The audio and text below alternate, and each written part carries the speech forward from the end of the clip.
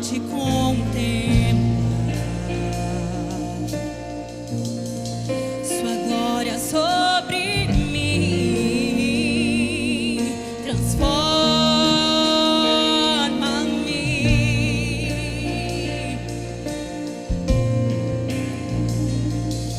Com teu amor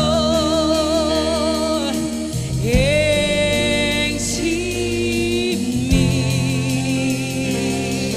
Com teu amor inunda-me. Em tuas águas quero mergulhar mais fundo. Quero contemplar tua presença. É o meu lugar, nada vai me separar. Em tuas águas quero mergulhar mais fundo. Quero contemplar tua presença. É o meu lugar, nada vai me separar do teu amor,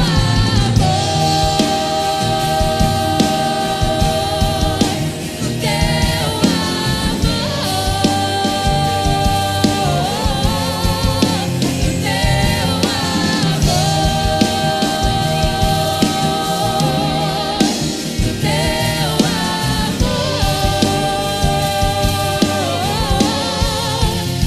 Em tuas águas quero mergulhar mais fundo. Quero contemplar tua presença. É o meu lugar, nada vai me separar do teu amor, do teu amor,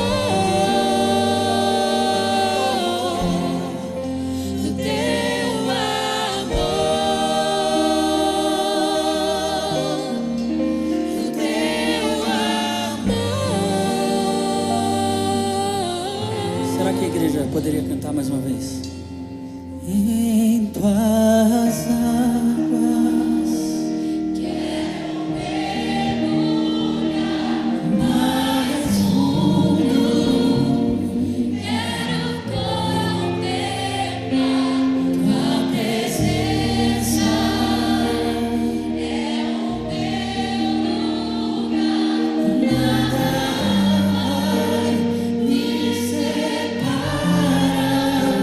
Em tuas águas quero mergulhar mais fundo. Quero contemplar tua presença. É o meu lugar, nada vai me separar do teu amor,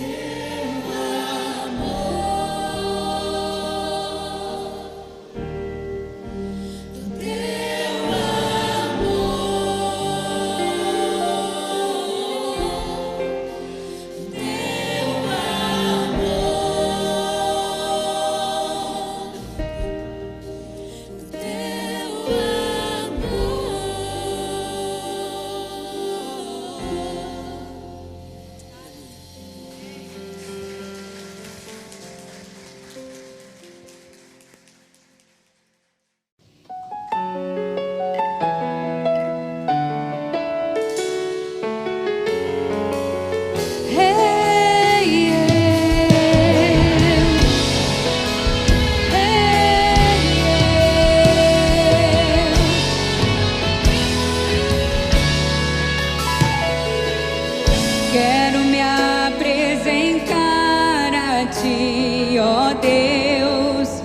te ofertar em louvor, me entregar, me derramar, os teus planos cumprir. Que possas achar em mim a voz que deseja ouvir, que toca o Espírito, abre os céus e enche o teu coração. Ser reconhecido, marcado por transformação, aprovado pelo fogo, habilitado pela unção. Sabe todos os meus dias, e pra vida e para a morte eu vou andar com Deus. O Senhor conhece os que são seus, ouve a voz sincera de um adorador. Me separou, me marcou no seu altar para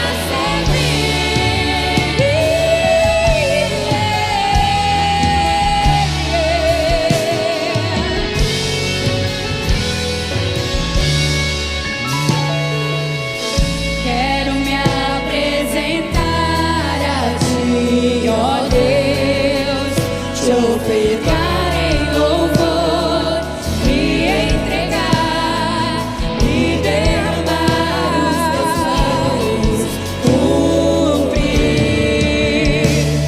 Que possas achar em mim a voz que deseja ouvir, que toca o Espírito, abre os céus e enche o teu coração. Ser reconhecido, marcado por transformação, aprovado pelo fogo, habilitado pela unção. Sabe todos os meus dias, e pra vida e para a morte eu vou andar com Deus. O Senhor conhece os que são seus, ouve a voz sincera de um adorador. Me separou, me marcou no seu altar para servir. O Senhor conhece os que são seus, ouve a voz sincera de um adorador. Me separou, me marcou no seu altar para servir.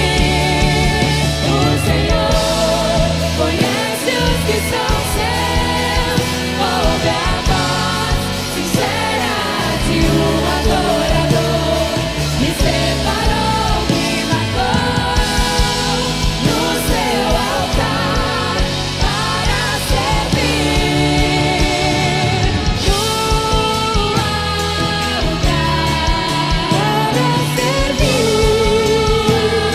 altar para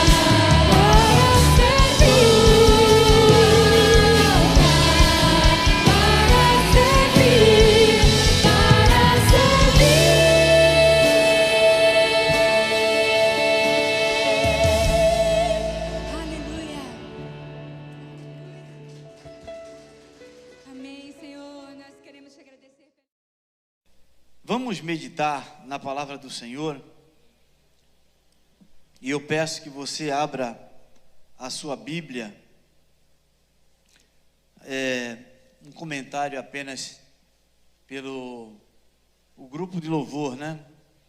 E trazendo algumas músicas que são músicas mais antigas, mas que são letras muito bonitas e maravilhosas. E eu espero que o grupo de louvor continue fazendo isto. E vou trazer um outro desafio para o grupo de louvor, para nós estarmos ensaiando hinos do cantor cristão também, pelo menos trazendo um por domingo. Vocês topam aí? Topam aí? Um por domingo aí, ou a cada 15 dias. Vamos começar assim. Pode dar uma repaginada no ritmo, porque assim, as letras são maravilhosas, né? E percebemos que até alguns cantores atuais, eles estão enxertando parte desses cânticos, né? E fica muito bonito, de fato, porque tem umas letras muito significativas. Peço aos irmãos que abram as suas Bíblias.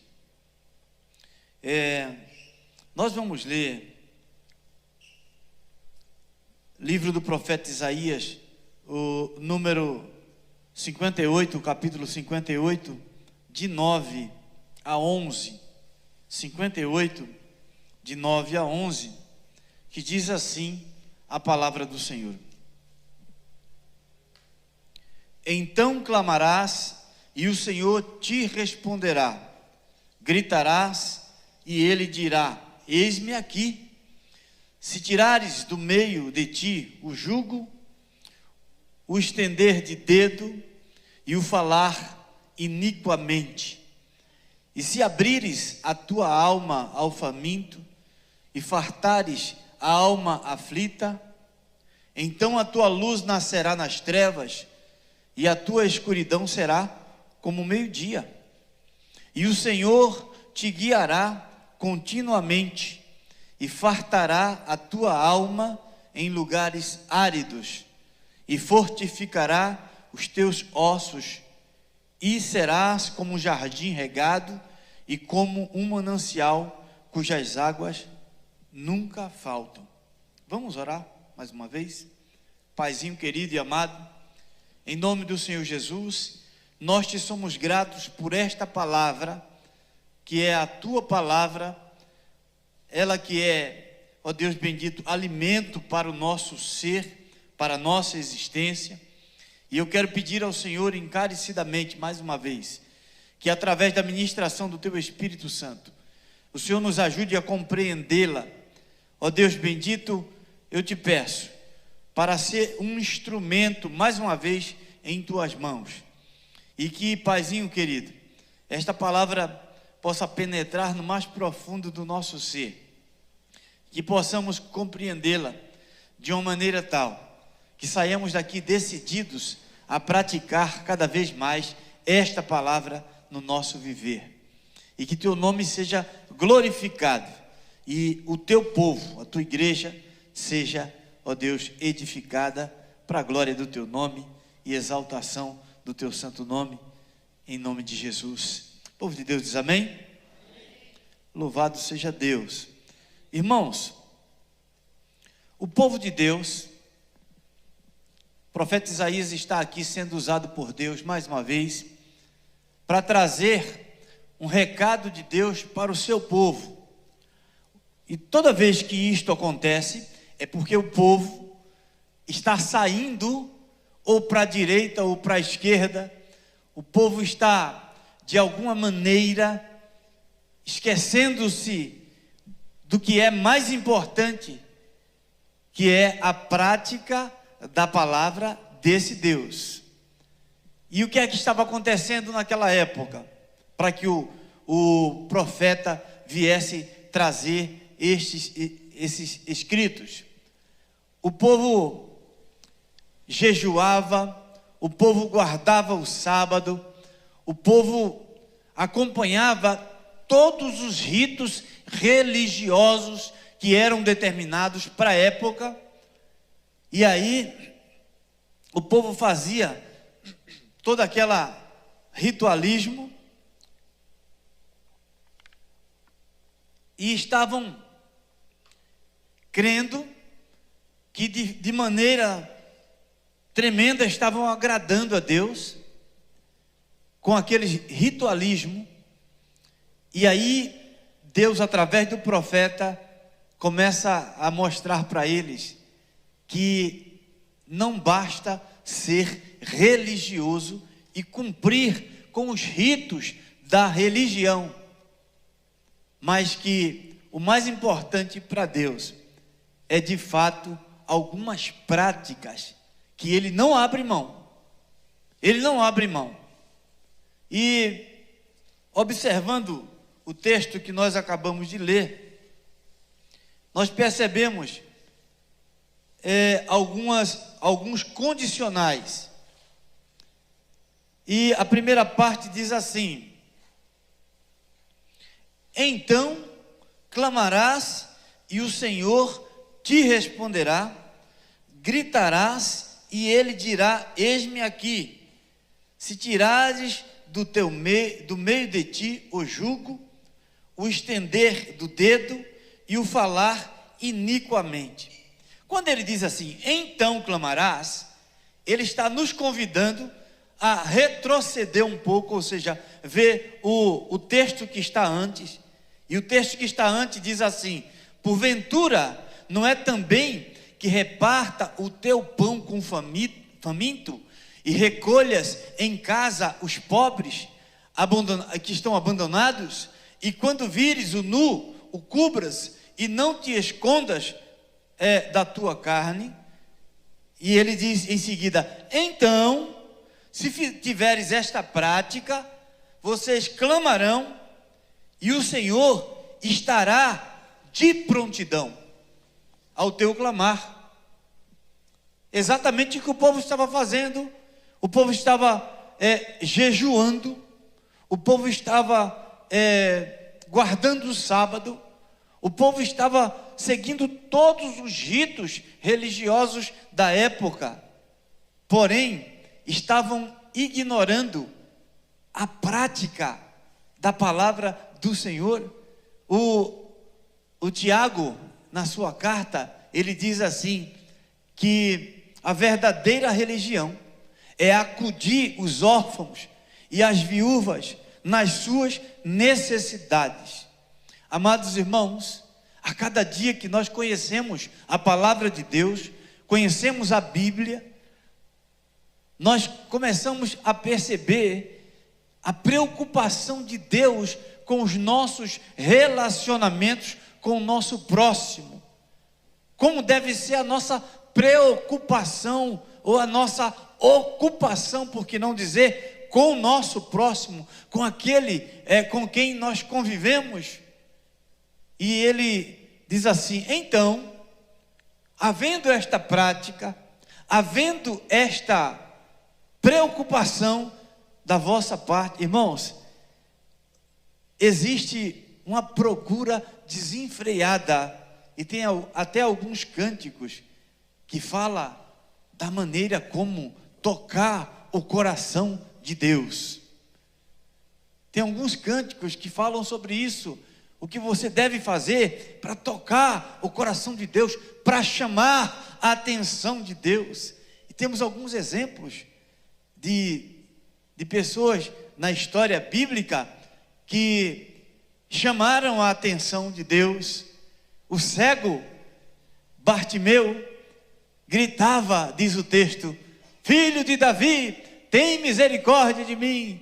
Filho de Davi, tem compaixão de mim. Até o ponto de ser repreendido pelos discípulos e dizer: cala a tua boca. E ele não parou, porque ele queria chamar a atenção de Deus. Um outro chamado Zaqueu, diz o texto que ele subiu numa árvore, porque ele era de pequena estatura, e ali ele chamou a atenção de Jesus, e teve a atenção de Jesus. E quem não quer chamar a atenção de Deus? Quem não quer ser ouvido quando clamar? Porque pense num ser pidão, é o ser humano. Mas como pedimos? Por isso que na orientação da oração, diz assim: antes de qualquer coisa, santificado seja o vosso nome, venha o teu reino, antes de pedir o pão de cada dia, nos ensinando, porque a nossa tendência é: Senhor, me dá isso, Senhor, me socorre aqui, me socorre acolá, Senhor, olha para mim, eu estou aqui, subindo em árvores, que a vida nos permite, gritando como o cego Bartimeu, para chamar a atenção do Senhor. Todos nós queremos chamar a atenção de Deus para nós, porque quando o Senhor olha para algum lugar, este lugar, Ele é abençoado, esse lugar é transformado, essa pessoa é transformada pelo poder e pelo olhar do Senhor. Amém? E também, esse povo fazia jejum, fazia orações, este povo guardava os sábados, e posteriormente Jesus falou assim, eis aqui um que é maior do que o sábado. Amém? Porque questionaram Jesus por estar curando no sábado.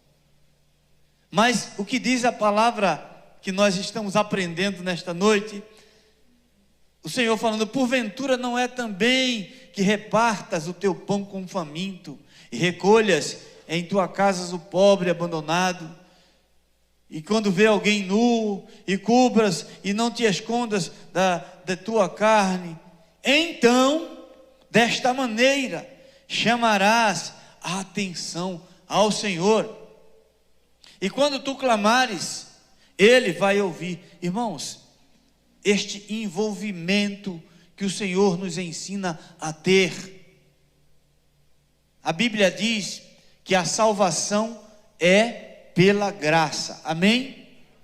Tudo certo até aí?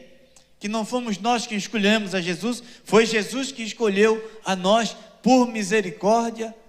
A Bíblia diz que Ele, antes de nós, que nós o amássemos, Ele nos amou, sendo nós ainda pecadores, sem perdão. Ele olhou para você, Ele olhou para mim. Escuta, nós todos somos alvo da misericórdia do Senhor, meus irmãos. O amor de Cristo nos constrange a obedecê-lo, quando Ele diz assim, escuta, se você quer a minha atenção, se você quer que eu olhe para você, veja lá nos 10 mandamentos, mais de 50% dos 10 mandamentos tem a ver com o nosso relacionamento com o nosso próximo. E aí, o próximo mais próximo é a nossa família. Amém, meus irmãos? Aí depois vem os irmãos da igreja, aí depois vem as pessoas com quem convivemos, mesmo não sendo da mesma fé, da mesma crença. O Senhor pede que nós nos relacionemos com o nosso próximo, e Ele diz na sua palavra, não tenho mãos senão as tuas, não tenho pés senão os teus, eu não tenho voz senão as tuas. Deus, Ele não deu aos anjos esta responsabilidade, e deu a você, meu irmão, minha irmã, a você a responsabilidade de se responsabilizar também pelo próximo. Amém, meus irmãos? Por isso trazemos no dia, eu não sei quantas pessoas viu lá, eu tirei a fotinho, sabe por quê? E coloquei lá no grupo. Quantos viram lá no grupo a minha foto que eu coloquei, da minha oferta que ia trazer? Quantos viram? Estão olhando pouco o grupo, hein, irmãos? Estão olhando pouco o grupo, hein? Eu pus a propósito, sabe por quê, meus irmãos? Porque muitas vezes eu esqueci. Eu falei, eu vou separar, pedi para minha esposa, ela separou, eu vou separar, eu vou pôr dentro da sacola, eu vou tirar a foto, eu não vou esquecer. E se você esqueceu, faz esse propósito, tira a fotinho, manda. Não foi para aparecer que eu mandei não, viu? Tanto é que foi só no grupo da igreja, né? Mas é para incentivar os irmãos. Sabe por quê, meus irmãos? Porque se eu digo que tenho fé no Senhor, se eu quero a atenção dEle para mim, eu devo estar preocupado com o que está acontecendo com o meu próximo. Isso de fato e de verdade, viu? Não só de palavras. Tiago também fala. Se o teu irmão vem até você e diz assim, estou com fome, estou com frio, e você diz assim, vai em paz e que o Senhor te abençoe. Isso não é fé cristã. Hoje pela manhã eu estava conversando com a minha esposa sobre essa questão de irmãos. A Bíblia diz, por se multiplicar a iniquidade, o amor de muitos vai se esfriar. E por conta disso tem muitas distrações. Para a gente distraído, a gente começar a deixar de prestar atenção a coisas importantes que o Senhor nos manda prestar atenção, que tem a ver com a nossa fé de maneira prática. Porque nós não devemos nos preocupar para que o Senhor nos salve por conta da nossa bondade, né? Por conta da nossa generosidade. Mas nós devemos entender que uma vez salvos, nós somos instrumentos nas mãos do Senhor para fazer o que Ele nos mandou fazer aqui neste mundo, principalmente pregar o Evangelho, que é o poder de Deus para a salvação de todo aquele que crê. E todos nós queremos que Deus esteja olhando para nós. E eu vou falar para os irmãos um segredinho aqui.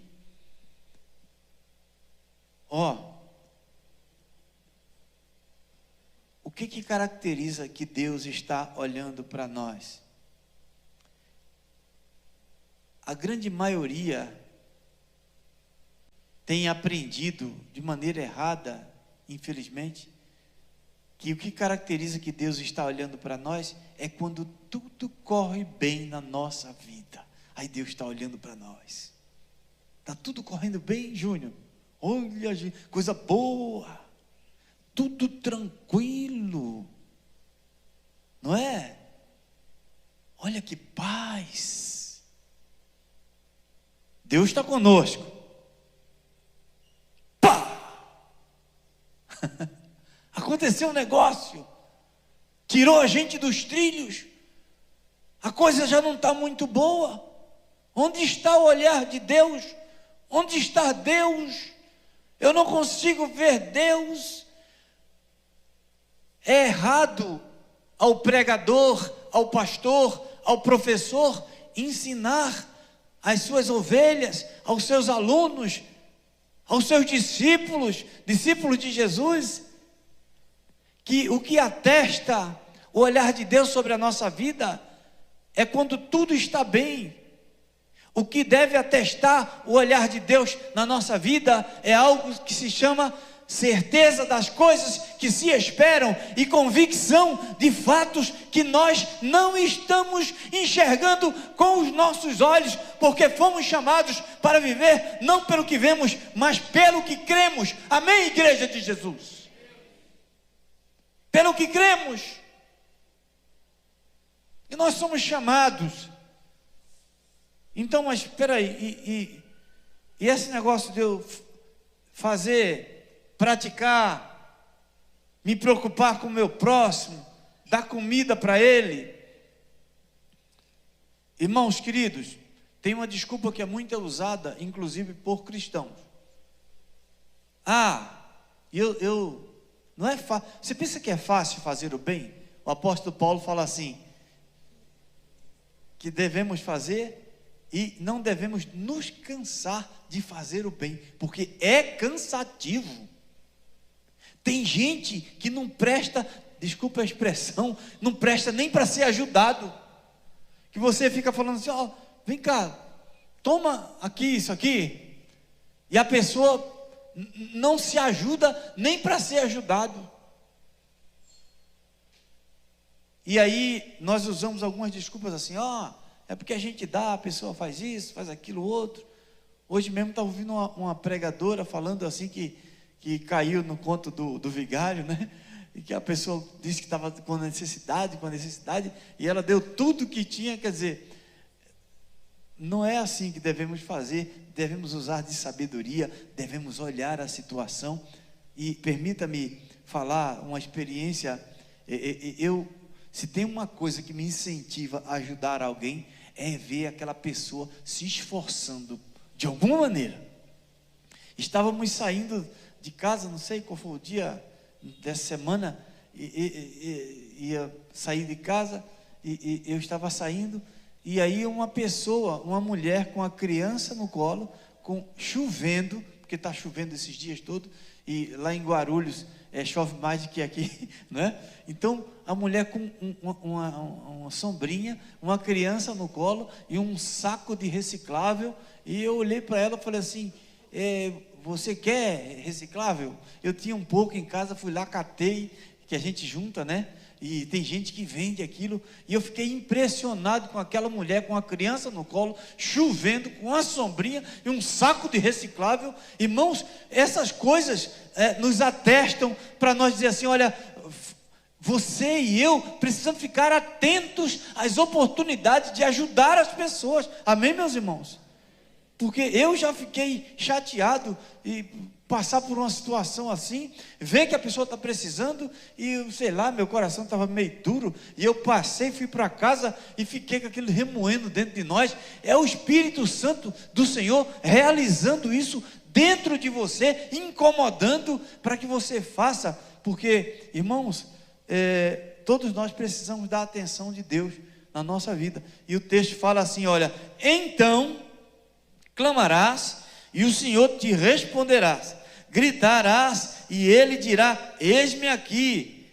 Se tirares do meio de ti o jugo, o estender do dedo e o falar iniquamente.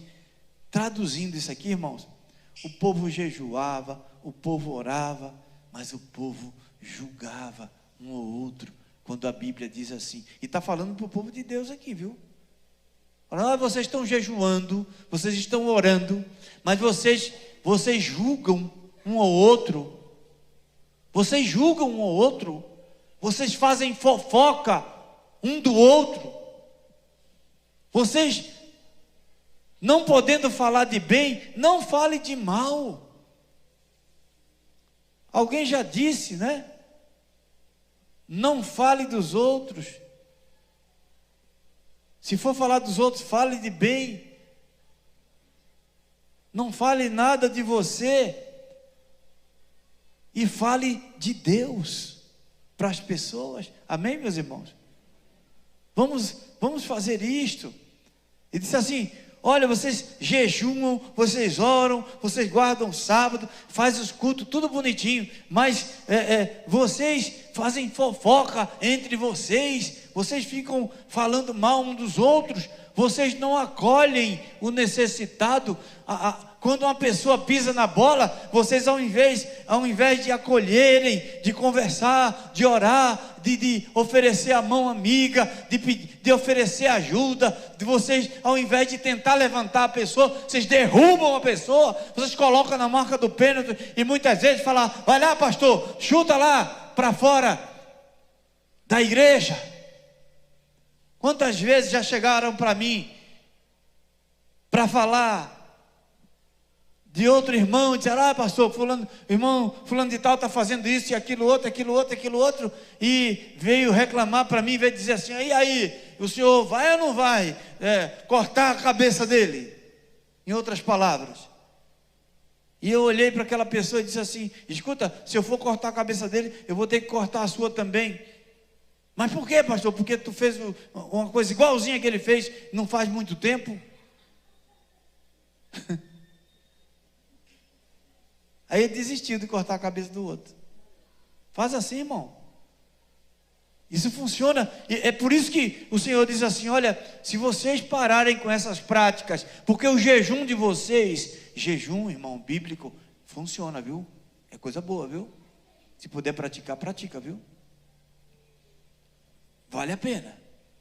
Mas o Senhor estava dizendo assim: olha, esses jejuns, essa religiosidade não vai dar uma licença para vocês viverem essa desgraça que estão vivendo, chamando isso de religião e de serviço a Deus. Nós queremos chamar a atenção do Senhor, todos nós, mas desta maneira Deus falou para o seu povo: não vai dar não, viu? Aí ele prossegue, o verso seguinte diz assim: se você abrir a tua alma ao faminto e fartares a alma aflita, então a luz nascerá nas trevas e a tua escuridão será como o meio-dia.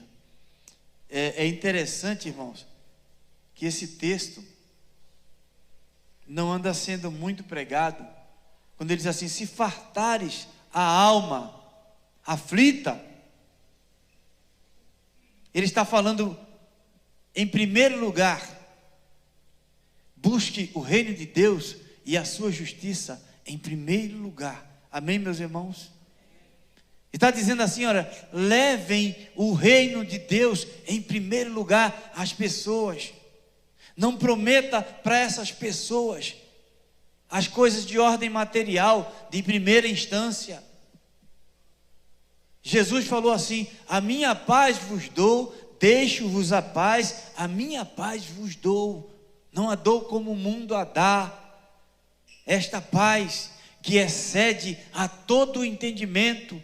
E por isso que ele diz assim, olha, se você levar, se você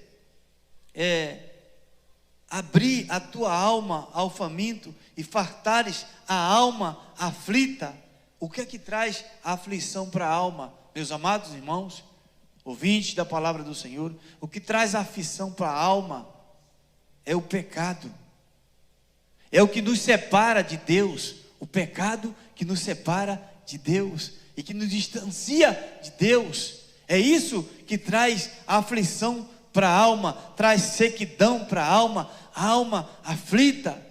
O salmista diz assim: por que te abates, ó minha alma? Por que te perturbas dentro de mim?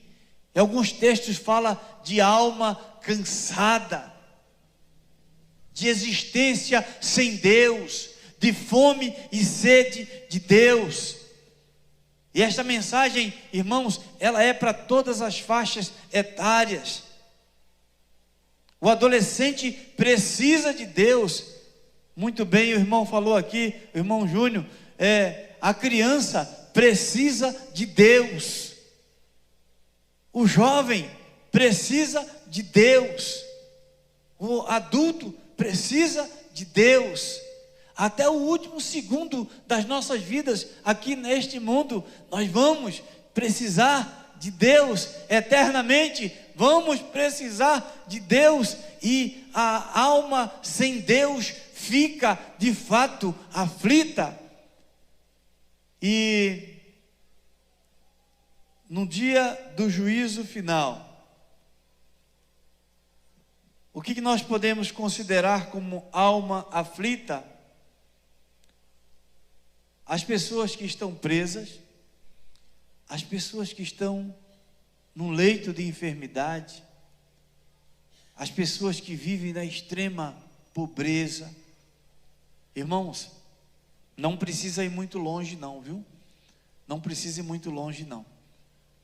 Bem pertinho de nós assim, tem alguns becos que a gente entra aqui, ali na Cantídio Sampaio, que você fala assim, meu Deus, isso aqui é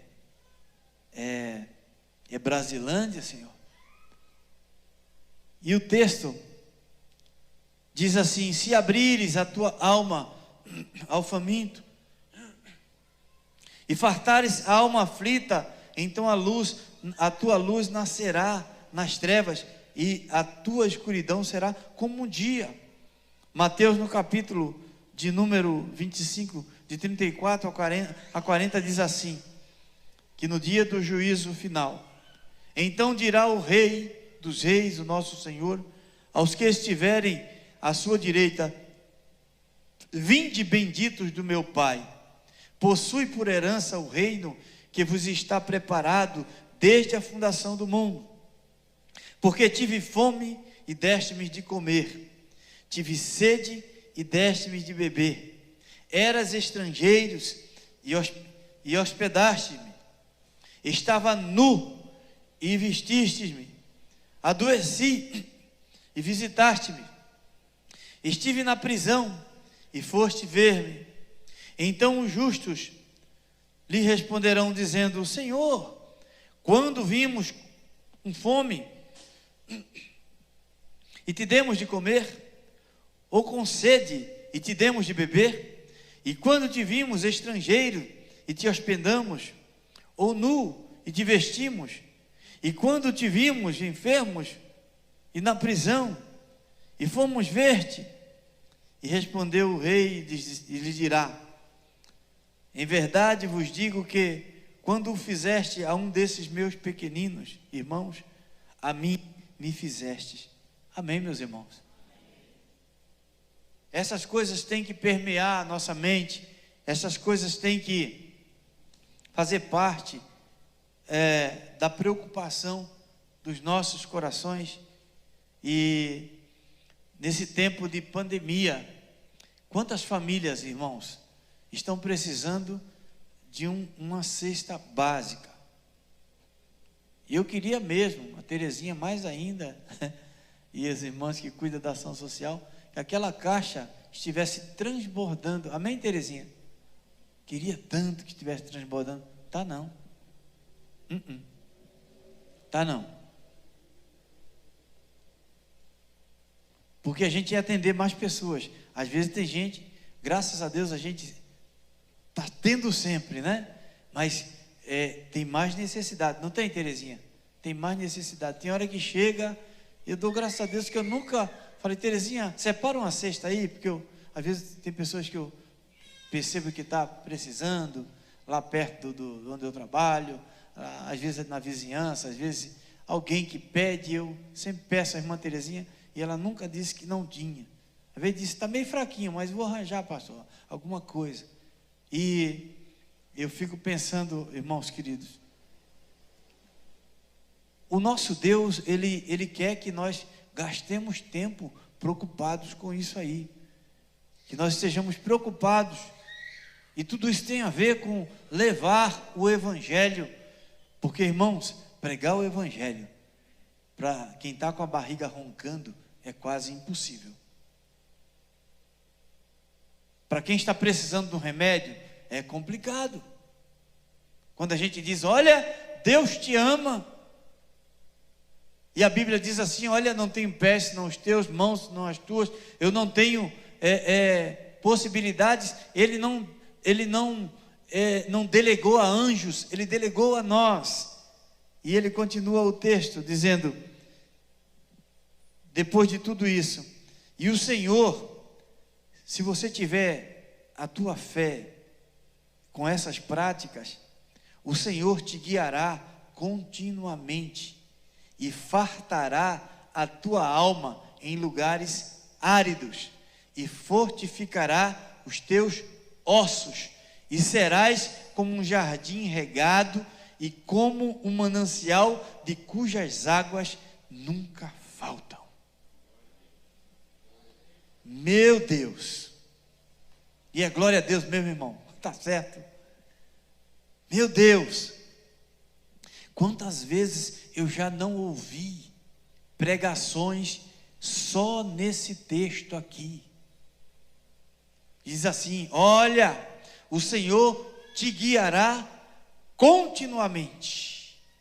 E é tanto glória a Deus, é tanto aleluia. E quando termina de ler esse texto, os irmãos ficam numa... Mas ler esse texto isolado não pode.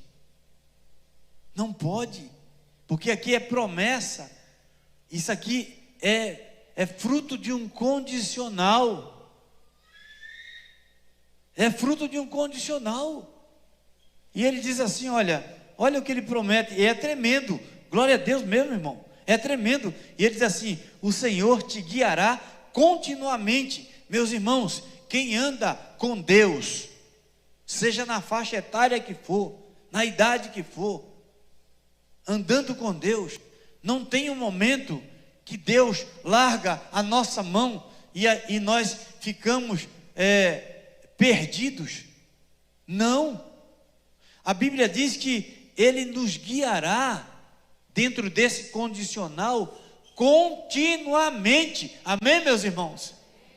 Ele vai guiar continuamente. E o Salmo 1 diz assim, que o caminho do ímpio é como uma moinha que o vento espalha, mas o caminho do justo o Senhor conhece. Ele conhece o nosso caminho. Justificados, pois, mediante a fé, tenhamos paz com Deus. A gente só não vê abismo, a gente só não vê buraco quando a gente não está com os óculos divinos do Senhor nos nossos olhos, que é a palavra dele. Aí a gente cai em buraco.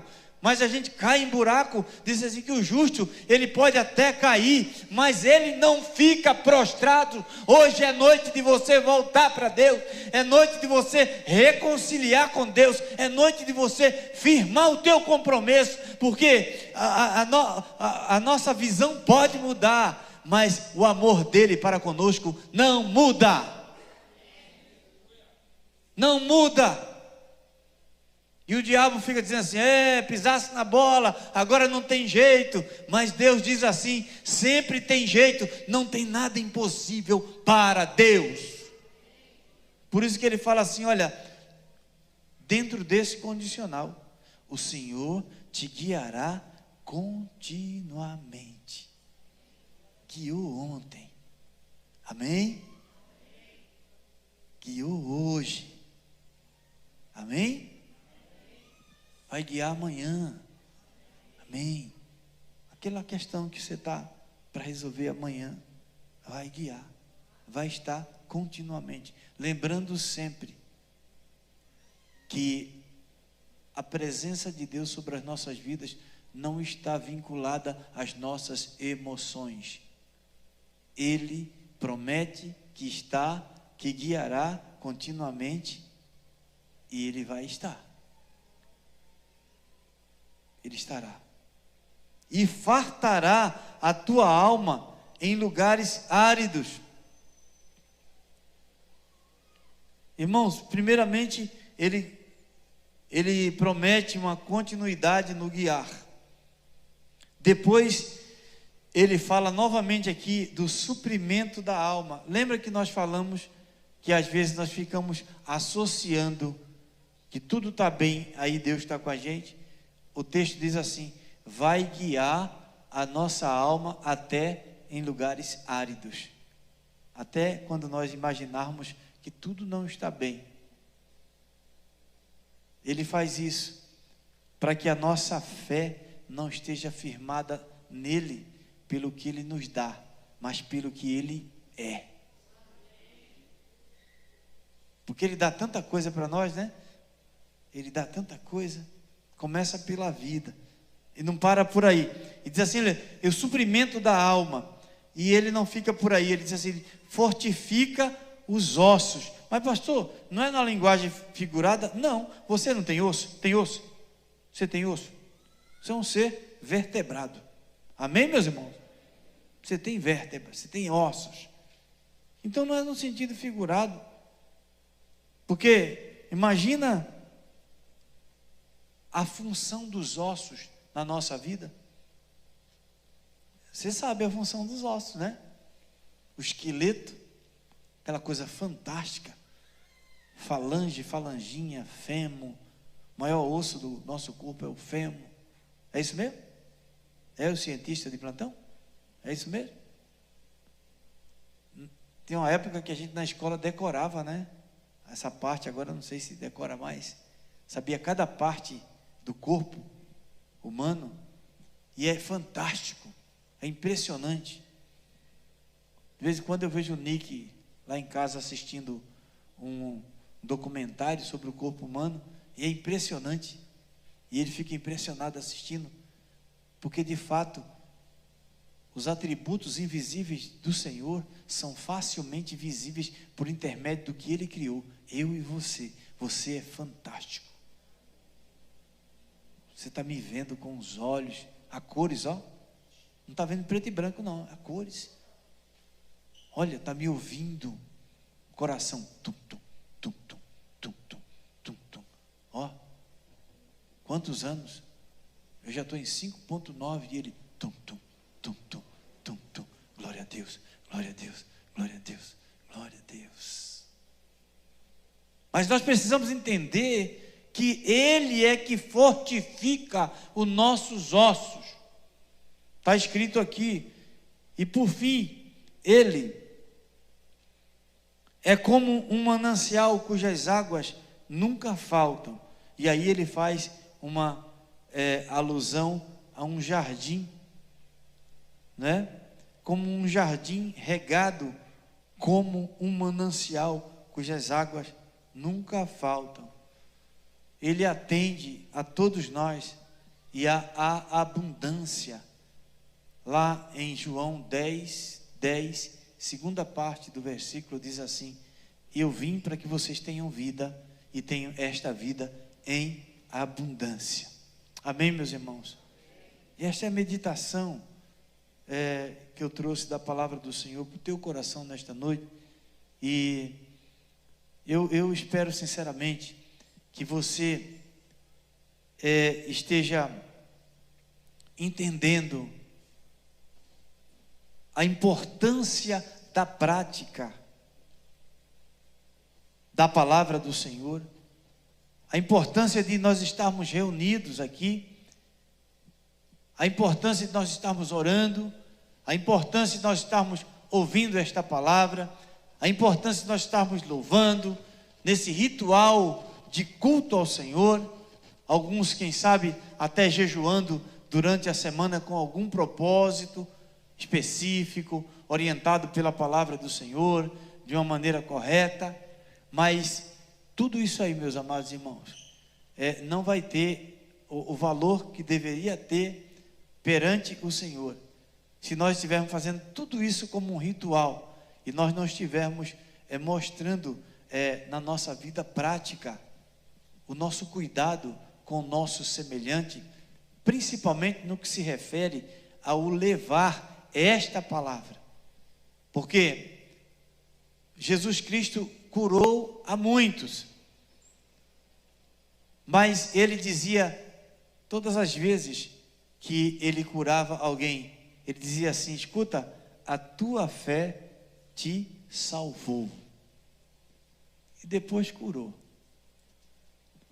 Perdoados são os teus pecados.